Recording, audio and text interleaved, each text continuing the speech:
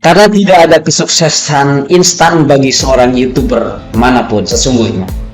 Unik dan hasilkan karya nyata semampu kita melalui channel YouTube yang kita bangun untuk menjemput kesuksesan. Tentunya yang bernilai jutaan bahkan ratusan juta rupiah. Assalamualaikum warahmatullahi wabarakatuh. Halo sahabat YouTube di mana saja Anda berada. Selamat pagi, siang, sore, dan malam. Bertemu lagi dengan Kak Asik. Tentunya sesuai dengan kondisi teman-teman saat membuka channel saya ini. Semua sehat ya. Semoga teman-teman semua sehat lahir dan batin, berlimpah rezeki yang halal, serta selalu ada dalam kasih sayang Allah Subhanahu wa Ta'ala. Amin ya Rabbal Alamin. Semoga kita semua menjadi YouTuber yang sukses ya. Amin. Karena sejatinya YouTuber yang sukses adalah bukan YouTuber yang selalu memenangi kontestasi, akan tetapi YouTuber yang selalu bersabar bukan karena gagal. Sesungguhnya kita semua hanya menunggu saat yang paling tepat untuk menjemput sebuah kebahagiaan dan kesuksesan itu sendiri, sahabat. Baiklah sahabatku semua, saya mohon izin untuk saling mengingatkan di antara kita, khususnya para YouTuber pemula.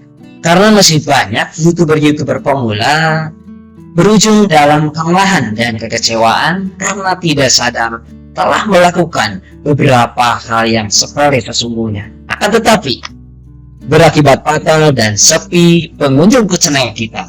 Mengapa demikian? Mari kita bahas bersama di halaman selanjutnya.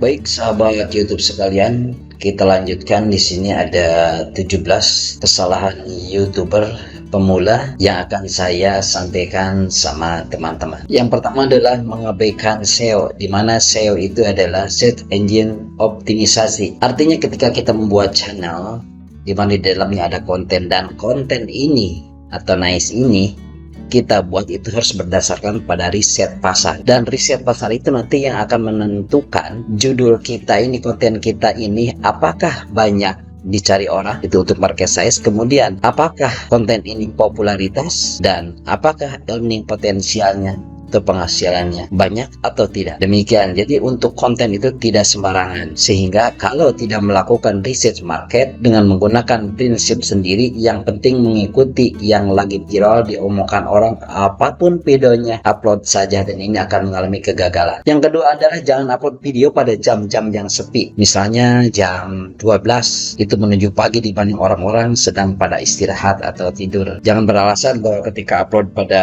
malam hari itu tidak berat atau tidak banyak yang pakai, padahal itu sangat rugi sekali. Kemudian tidak membuat thumbnail yang menarik.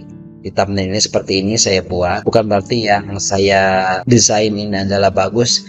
Paling tidak ini ketika bacaannya, hurufnya, dan di sini tentang konten yang saya sampaikan juga jelas tentang teknik dasar riset keyword, kemudian juga foto dan sebagainya, ini terlihat lumayan menarik. Demikian, karena thumbnail itu tampil yang paling depan. Selanjutnya yang keempat adalah upload video langsung pada setelan publik. Jadi setelan publik itu ketika kita upload langsung kita diperlihatkan kepada halayak ramai atau kepada penonton semua. Sementara kita itu harus mengecek ulang atau mengkondisikan ulang tentang tag, deskripsi, judul, dan kata kunci, karena ini akan memudahkan untuk pencarian Google terhadap channel kita. Kalau semuanya belum dipersiapkan seperti tag, deskripsi, judul, dan kata kunci, kemudian kita sampaikan atau kita upload ke frekuensi, itu tidak akan ada apa-apanya karena YouTube tidak akan mengenalinya tentang konten kita. Yang kelima, menonton video sendiri. Ini sangat berakibat fatal. Mengapa demikian? Artinya ketika video kita sudah diupload, kemudian cepat cerita sudah dimonetisasi karena kita penasaran, kita sering membuka video sendiri. Itu sangat tidak dianjurkan oleh YouTube. Yang keenam adalah salah memilih kategori video pada video yang kita unggah. Artinya seperti ini. Ketika kita misalnya mengunggah sebuah channel dengan konten otomotif atau tentang spare part kendaraan, tetapi kita memilih kategori di sini bukan bab kendaraan, misalnya yang bicarakan tentang spare part kendaraan, kemudian kita pilih kategori karena terburu-buru atau sembarang saja kita misalnya memilih tentang blog dan orang, itu sangat tidak nyambung sekali. Paling tidak ketika berbicara spare part tentang otomotif, ya di sini ya itu adalah mobil dan kendaraan. Selanjutnya nomor 7, tidak mengisi kata kunci pada konten video di channel kita. Kata kunci Semua sudah pada tahu bahwa yang namanya kunci itu adalah membuka, kemudian untuk kata adalah sebuah rangkaian kalimat di mana yang membicarakan isi daripada konten YouTube kita sendiri. Nah, sekarang terbayang kalau tidak pakai kata kunci, jadi YouTube bingung. Ini channel kita itu berbicara tentang apa? Kalau kata kuncinya ini kosong, demikian itu tidak boleh dikosongkan. Yang kedelapan adalah tentang ini judul, deskripsi, dan tag. Nah, ini yang dimaksud tadi kata kunci itu atau keyword itu. Kenapa harus kita riset dulu? Karena bakal masuk ke sini, ke judul, ke deskripsi, dan tag. Dan ini semuanya saling keterkaitan erat.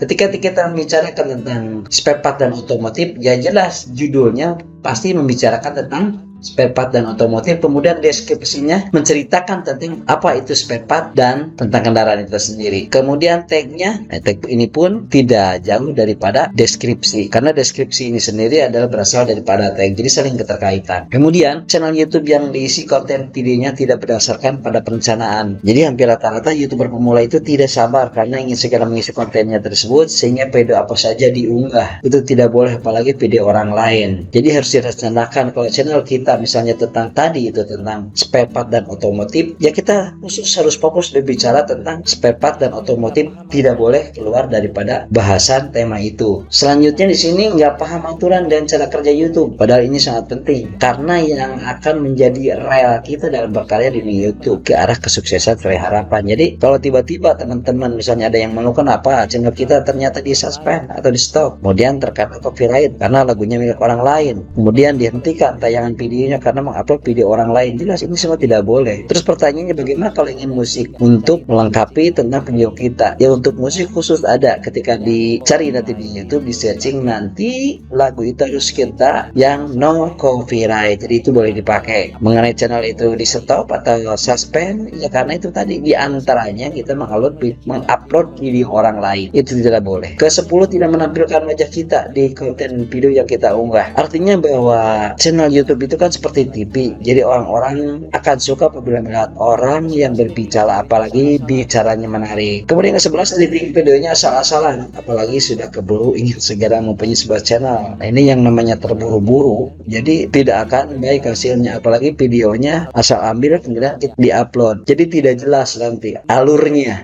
dan terlalu panjang. Demikian. Kemudian yang 12, nggak rutin upload video, apalagi setelah channelmu itu rame, setelah channel kita rame dikunjungi orang, ya jelas. Karena yang namanya kita berbicara tentang sebuah atau sebuah tema itu harus rutin. Karena apa? Ketika orang sudah menyukai, maka akan datang lagi atau akan lagi membuka channel kita. Lah, kita kalau tidak rutin, nanti penonton akan kecewa. Seperti itu. Kemudian tema nggak fokus pada salah satu bahasan, sehingga menyebabkan sulitnya direkomendasikan video oleh YouTube. Itu yang tadi saya bicarakan. Jadi kalau nice itu tema itu harus fokus membahas satu saja, jangan kemana-mana. Misalnya kalau memang spare part dan otomotif, jangan membicarakan yang lain, seperti itu. Kemudian tidak merapi video kita, padahal tindakan ini sangat teramat penting untuk dinamisasi channel. Jadi artinya merapi itu evaluasi. Jadi kita sering mengevaluasi tentang video yang telah kita upload. Karena apa? Ketika video yang kita tayangkan tentu di sana akan ada like, subscribe, dan komen. Nah, komen ini sangat penting sekali, makanya kita harus lihat apakah nanti yang nonton itu minta penjelasan yang lain atau mengkritik untuk membangun dan lain sebagainya. Apalah artinya kalau kita tidak mereview video kita tidak akan tahu apa yang disampaikan oleh penonton channel kita. 15, nggak pernah mengamati analitik. Analitik di sini adalah perkembangan. Jadi karena di dalam YouTube itu sendiri, di dalam channel kita itu sendiri nanti ada analitik yang berupa grafik.